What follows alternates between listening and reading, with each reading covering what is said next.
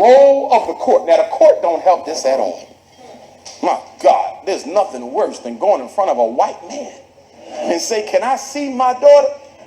And one time the judge looked at me and said, wait a minute, I know your face. I said, oh, shit. He was on YouTube. You're that psychologist. Not me. I sweep streets, dog. I don't know who you talking about. The judge knew who I was, but I was able to get out of it. Because he would have never gave me my baby. But it hurts a father or a mother to have to go to the enemy and beg permission to see their child. You should never do, no matter how much you don't like him, no matter how much you don't like her, don't pull the white supremacy card. The white supremacy card is when you use the power of institutional racism to fight the other parent. That is almost an unforgivable sin. Never do that. Don't no white man care about the stability of no black family. And guess what? You can't really blame them. Because if a mother don't care about the best interest of a daughter, why should the courts? And then y'all be running around talking about something. Oh, just go to court and get your visitation. First of all, what you need to know, and I know this because I'm a therapist, and I deal with families across state lines when they visit, wherever I travel, whatever the case may be. I'm a conflict resolutions expert. I deal with families all the time. I think you should opt for a supervised visitation if you think psychological harm is taking place. You could also opt for a evaluation through the courts. I don't want to get the courts involved, but if the courts are already involved, you could even opt for an evaluation through the courts to determine whether or not they're being harmed by spending time with their father. But I am very slow to condone any strategy that separates the father from the children, respectfully, when it comes from the mom. Anti-Afro-Svengalis, I'm coming on here to follow up on the video that I made addressing Umar Johnson's garbage dump family therapy strategies, garbage dump counseling, garbage dump advice, just completely, totally landfill level interventions. I'm going to talk about why these are truly dumpster diving strategies. Stay out of the dumpster. You do not need to dive in the dumpster. There is plenty of information. There are plenty of resources out there. Do not dumpster dive. So let me get right to it. Custody, child support, visitation, all these issues we know are emotional issues. And it's very hard to really see what's going on if you don't have both sides of a situation. What Umar Johnson asserts is 100% illogical. He's expecting people to work out their conflicts, their emotional conflicts regarding the situation with their children and the family disposition and custody and child support all on their own. Sure, there are people who are able to do that. But there are a lot of people who are not able to do that, and Umar Johnson is one of them. So how dare he get up here and tell people not to access a court system? He's just mad because he's the one that's being held in contempt of court multiple times. We see it in black and white people multiple times. So the nerve of him to sit here and try to tell people, number one, don't go to court. Then he changes his mind and says, go to court. That's because he's in the moment and is only going to go off the seat of his smelly pants to give an answer or a response that's completely irrelevant, illogical, dangerous, and high risk. I'm going to say this. This might shock you, but it's true. We know what Umar Johnson has said and done, the risk he has posed to his own child based on telling people to go find people and the mother and the grandma. Come on, people. Is anybody going to argue with that? That's just vile and disgusting. What you have to keep in mind, though, is that we can't necessarily say with certainty that the mother, and I don't know the mother, and I'm not saying she's like this, we don't know if she's worse than Umar Johnson. We don't know that. We can assume all day long.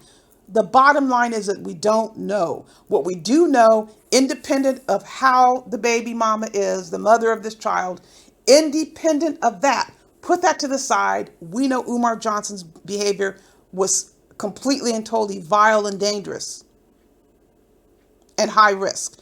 That we know. We don't have a comparison, people. So let me state this. That's the mindset you have when you're working with families. You are not always, or excuse me, you are never looking to jump on a side. I have made it very clear I'm on Umar Johnson because he's perpetrating as a family therapist. I'm not taking a side when it comes to custody. You know what I'm saying, people? I want to make that clear to illustrate my point. What I'm not convinced of, I'm not convinced that Umar Johnson has also gone to court and filed multiple motions regarding denial of access to his children, both children. He has been reacting when you see these entries come up for child support. Child support and custody are not the same thing. So keep that in mind, people. Nobody's going to convince me because I've seen it close up far too many times. It doesn't matter who has primary physical custody of a child. Unless there's a court order, parents automatically have 50-50. We're talking about custody. They have 50-50 physical and 50-50 legal, the vast majority of the time. That's proven statistically, people, independent of a situation that you may have been in or that you know about. And naturally, we go by our situations, which brings me to the issue when Umar Johnson was disclosing all this personal information.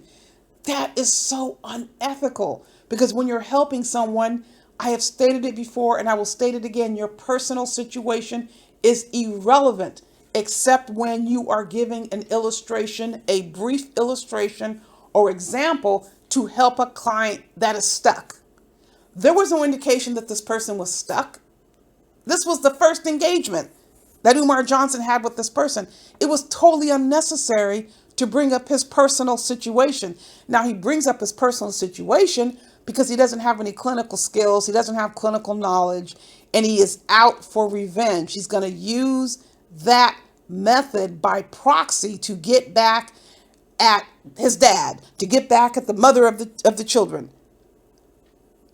That means you're not fit. That means you're not trained. That means you're not skilled. That means you're not knowledgeable. That means you shouldn't be doing what you are doing because you are damaging people. Specifically, pointing out the fact that the person stated, "Oh my God, I didn't know you went through that."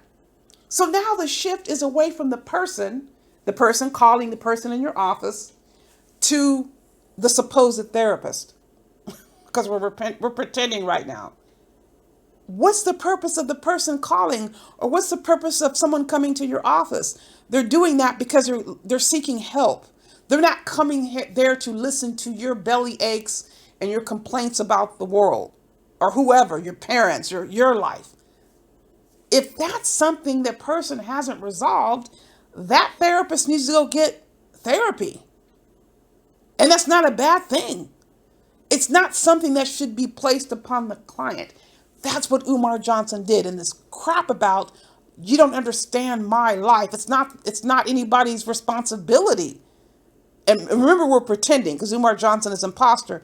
It is not a client's responsibility to understand anything about the therapist's life other than their qualifications. Are they able to handle the issues? And you can inquire about that. You can inquire about those issues.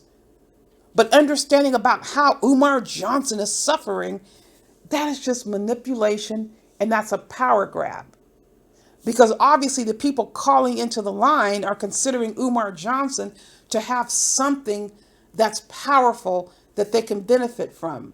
So they're obviously going to listen to what he's saying, and he's taking advantage of that by throwing his personal situation in there, then telling the person, "Oh, it's your decision."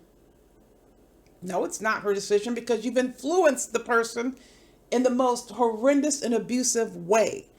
You vented for God knows how long about your intimate personal life, and then you say, "I don't want to tell you what to do," or "I don't want to influence you." Oh God, please, people. Now, let me tell you something. I feel I owe you all this much. What would you do in a situation like this? Like when you're brought a situation like this, because this stuff comes all the time, and you don't want to minimize somebody's individual experiences, but you also recognize that child custody, child support, these issues are remarkably similar. This is a reason why only 3% of custody cases make it to an actual trial, because courts have determined this stuff can be worked out in mediation. So of course, when the mediation, agreement is developed and, quasi finalized, and the division of all the issues has, been preliminarily resolved, it goes to the court. The judge is then going to review it to make sure it meets all the legal merits, because the judge is not going to sign something that's inequitable. Now, let's not say that judges never make mistakes. If a judge signs and approves a mediation agreement or recommendations, the person has a right to appeal what the judge has authorized, because the mediator is only going to draft up the info. The judge has to craft the final order. So people thinking they don't have options, they don't have resources, nothing's going to help me. You can't get 100% of what you want, but chances are you will get some of what you want, both parties. But if one person like Umar Johnson is constantly, taking himself out of the situation, then he wants to complain that he's being treated unfairly, that's a lot of garbage. So if you have somebody coming to you to therapy who has an attitude like that, it's your job to address that therapeutically. It's all about addressing it therapeutically without bringing your personal situation in to bully the client into doing whatever you want the client to do. Most cases don't go to actual trial. Don't need to go to trial. Then you have people like Umar Johnson who don't want to engage the court system. They would rather sit and complain about stuff. That's their power. The court's unfair to me. We shouldn't go to court. We shouldn't do this. We shouldn't do that. But there's Umar Johnson recommending that they have visitation at the courthouse. Courthouses do not conduct visitation. Visitation is conducted, and it's only conducted, supervised visitation can only be imposed with a court order. Now, if Umar Johnson decided, he's telling us this. We're going by his version, right? We're pretending this liar is telling the truth. Let's pretend. He's saying that the mother stated, I can do what I want. You can't see the child. Well, Umar Johnson decided to accept that. He claims that the court doesn't do anything. That's malarkey. If Umar Johnson was filing motions like the mother of this younger child is doing when he's not stepping to it, the situation would be different unless there are issues going on that impede Umar Johnson from spending alone time with his child. And that's something only a court can determine. But even if someone doesn't have a house, let's say someone doesn't have a house, how would that prevent one-to-one visitation? If, say, for example, you're going to go take your child to a movie or to a play or go to a sporting event, how is that going to stop your one-on-one engagement? It's not going to stop your one-on-one engagement unless there are some verifiable risk issues. And that is what you would tell a person who's coming to you. This person came to Umar Johnson in a quandary because they're seeing this infant and the father supposedly hasn't been seeing the infant. Should they continue seeing the infant? Okay, first off, what you would start with would be what we call psychoeducation, which is not identifying anybody as a culprit. You're just giving a fact that's based on, the reality of a situation, something that's based, consistently in research. That's a bona fide fact. This is a bona fide fact. Both parents have a right to bring their children around any person they want to. Now, if there is a suspected or known risk involving a person. And notice how I'm saying a person. I'm not pointing out specifically Jamal Johnson in this situation, because you wouldn't say that person's name because this person hasn't given you information that Jamal Johnson was dangerous to children. So you don't put something in somebody's head. That person is not bringing you that information. So you give a psychoeducational strategy. Unless there's a known or suspected risk, a parent can bring their child around whoever they want, because a parent is presumed to have the judgment that's in the best interest of their children unless otherwise proven. That's a psychoeducational intervention. Doesn't have anything to do with anybody. You didn't mention any names. And then the person, whether or not they're going to follow up with that, that's on them. If they come and say, you know what, yeah, I did hear that he, punches kids in the nose and one of the other kids' teeth was knocked out, then you got something else going on. But this person did not give any indication that there was any danger involved with these people interacting with this infant. So that's one scenario. Psychoeducation. Now we go to the person specifically before you. Say the person's on the phone, the person's in your office. This person has engaged this infant. She's obviously telling you she's getting enjoyment and benefit, and she's seeing the infant because she wants to see the infant. The infant wasn't forced on her and her other relatives. So obviously she sees something enjoyable about that. She's already telling you. Okay, then you go over to the other side of it. Is this person invested in pleasing the father of this infant to the point where she's willing to give up seeing the infant? Now, that's a process you would get to. You don't ask directly. There's certain things you would say to explore this. Ultimately, whose decision is it going to be? It's going to be that person who's sitting before you, the person who called you.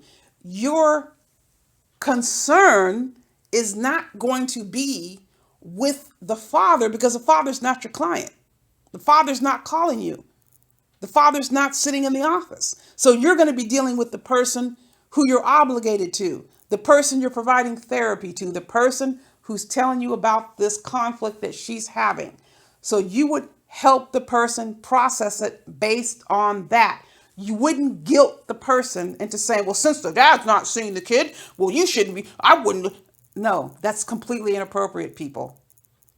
The ultimate decision is going to be this person's, but you do not negatively influence people based on your personal issues that you haven't worked out. And that is what Umar Johnson did. Now, who's to say this would be addressed in one session? Who knows? You don't know where this stuff would take you or take this client. But Umar Johnson fast-tracked it by throwing all these details and this personal information that was completely unnecessary. It was an attack. It was revenge by proxy. That's what it was. He's wielding this, pseudo power that he has as a fake imposturing therapist. It is dumpster diving, people, at its worst. Your personal situation, your personal feelings, your personal thoughts are irrelevant. And I've stated that over and over again. I will continue to state that because that's what Umar Johnson does when he gets these tele-abuse sessions going. Got nothing to do with the client and everything to do with Umar Johnson. And that is not therapy, people. Now, here's another thing I want to focus on. Another psychoeducational intervention. When somebody comes to you and they have this quandary. Now, I'm going to focus on the father at this point because if the father had come to you and was upset and was giving you, the version that he wasn't being given access to his child, then the father is your client and you're going to do everything you can to help the father reconcile or address and advocate for him based on what he's telling you. You're not going to be concerned whether or not his mom is happy, whether his sister is happy. What It's not relevant. Your client is sitting in front of you and it's the father. I want to clarify something. I'm not meaning to sound dismissive because the person coming to you is clearly concerned about the feelings of other people. You're not going to be dismissive of those people's feelings. You are just going to be focusing on advocating and assisting your client while also acknowledging how he or she feels about their relatives. But you're not going to be defending and advocating for other people. You're going to be advocating and supporting the client. So when the father comes in, I'm specifically mentioning father because of this belief that fathers are always messed over. I'm specifically mentioning that, and for the fact the call referred to the father. So what would happen? The person comes in, they have their story to tell, they're upset. You let the person get their feelings out. But there comes a time when you start exploring what the person has done to address the issue. Because that's the whole thing about therapy. It's not you're doing something to someone necessarily. It's a collaboration. So you gather information as far as what has the father done. And then you provide resources is a very important part of therapy. And you see on the screen here, I'm pointing out Philadelphia specifically. If you listen to Umar Johnson, you will believe there's no hope, there's no support, nobody out there to help fathers except for Umar Johnson. To help family, excuse me. He doesn't help fathers, he just vents and he thinks he has all the answers for females. But Umar Johnson doesn't ever mention these resources because he has an angle. He wants you to think he is the only person that can help a black person. So look at these resources here. Now, I would never just give this list like this.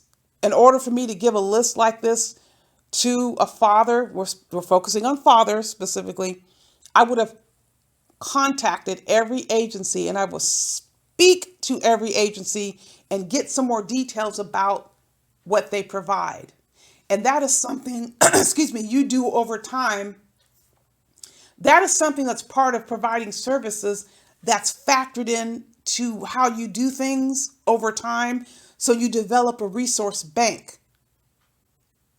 So I would have already have done this long before this person came, because helping people emotionally address custody and feeling unfairly treated about child support, males and females, that's an ongoing thing that we deal with. So we would already have these resources. And likewise, people in those programs would be referring people to therapy. It's a community approach. It is not the solitary, like Umar Johnson was telling people, I have done this for you, and if it wasn't for me, none of you black parents in the last 20 years would have. Nobody talks like that, by the way. Nobody talks like that in this field.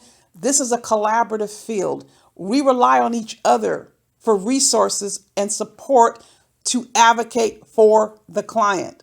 It is never somebody saying, it's only me. That's the dangerous part, people. So here's the other important part to keep in mind. Somebody can be upset, they can be emotional, they can be angry, all those emotions, all that is fine. But there comes a time when you got to get started on the work. So if you have somebody like Umar Johnson who does nothing but complain and complains the court doesn't help us, which he contradicted himself by saying, go do visitation at the courthouse. Yeah, right. Such a hypocrite. He doesn't even remember half the things or 3/4 of the things that he says in the past versus the present. Either you support the court system or you don't. I don't look at it as supporting the court system. I look at it as a reality. The court system is something that we are all beholden to, whether or not you like it. You can complain all you want. We're beholden to the court system. Get a traffic ticket. You don't show, what's going to happen? They're going to put a warrant out for your arrest and to suspend your license. Well, if you don't want to drive, you don't care, then you wouldn't show up. But if you are invested in having a driver's license, like Umar Johnson does, because he showed up in child support court, right? You see how important a driver's license is? You see how important it is to stay out of jail? You see what I mean, people?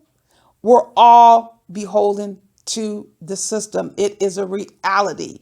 So what you do, you help people navigate the system to maximize the benefit. Now, a benefit doesn't mean 100% of what you want you're going to get. That's a very mature, infantile attitude.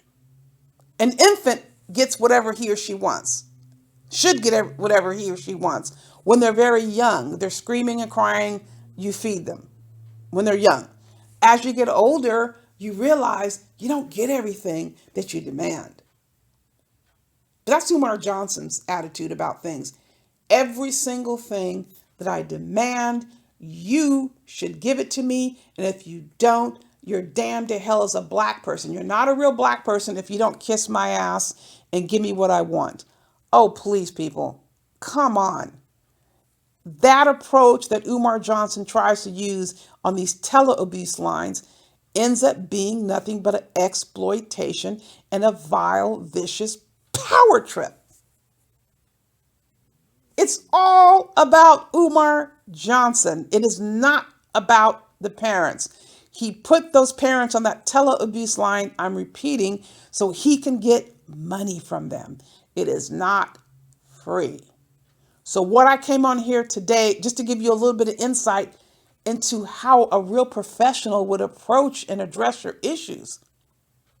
Not with using their personal life as a weapon against you to influence your choices. You have a right to make a choice. That person has a right to decide whether or not she's going to keep seeing that infant or she's going to go along with what her brother feels should happen. That's her decision, and you don't influence that. You don't influence it. Except if you're Umar Johnson, you think only you matter. Those parents who keep calling into that line, you are victims of abuse. And it's sad. It is very sad that they don't even see this. But I'm going to continue to make sure I focus on these tele-abuse lines. The goal is to get them shut down. Now, let's get into the robocalls. I think I told you this before. I would not even know how to do a robocall. Now, if I ever thought, I'll tell you this much. If I ever thought about doing a robocall, I would call a college student to help me do it. If I ever decided to do it, which to me, I'm telling you, was funny as hell. I still can't figure out how they got the call to come in while he was talking. I am going to follow up with a college student and ask him or her how to do that, just to see how it was done. And I'll come on here and I'll share it with you. I don't know if you all know about it, because someone had actually asked about the robocall. It's like a pre-recorded voice, and it's designed, it's like a spam, a phone spam, I guess you can call it. And I don't know how they get it in on the line when you're talking to someone else. Typically, I thought robocalls are sent out to multiple people on different phone numbers. Well, yeah, that's a phone number. That would work because they gave you a phone number as part of that free conference call. And somebody pointed out the most requested speaker in the Black universe uses a free conference call service. Very perceptive. Very perceptive. I hope this information has given you a guide by which to recognize what to avoid when you're looking for services for your family. Do not let anybody guilt you into making any decision or trying to influence you with their personal life experiences. It's irrelevant. Your life is totally different from theirs. It is not the same situation. You're not the same person. And who really knows what's happening with Umar Johnson? Only thing we can go by is what he shows us, and it's not good, people. It's a disaster. It's emotional terrorism that he's inflicting upon these Black parents with these fake titles. He doesn't have a title as a family therapist, as a psychologist. He is not trained to provide services. And put it off. Do not listen to people telling you that This is how you deal with black people, and this is how you deal with white people. There are situations where you would consider culture, but it's not just about black folks. There's all kinds of people involved in the situation. And interventions, a lot of times, are not related to race and culture. I just mentioned a few about the psychoeducation. That's irrelevant as to race. What a person feels he or she wants to decide independently, that's not about race. You have a right to your individual dignity and decision making. Cocoon. Without feeling guilty. That's not race related. That's a human dignity issue. That's a self-respect issue. It's irrelevant to race. Okay, so this race doesn't have human dignity expectations and the other race does. People, please use common sense. Do not let someone who is exclusively driven by ill-gotten gains to tell you what you're supposed to think and feel and do.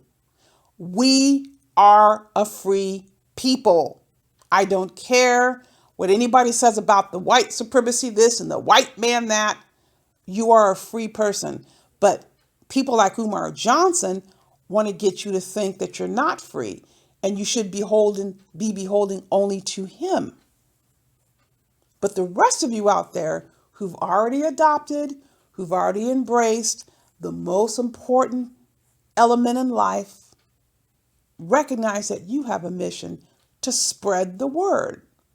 The only way to avoid getting ensnared in Umar Johnson's guilting cult, the only way to avoid having Umarianville infest your body, mind, and soul is to never forget you must, above all else, heed the warning. Buyer, beware.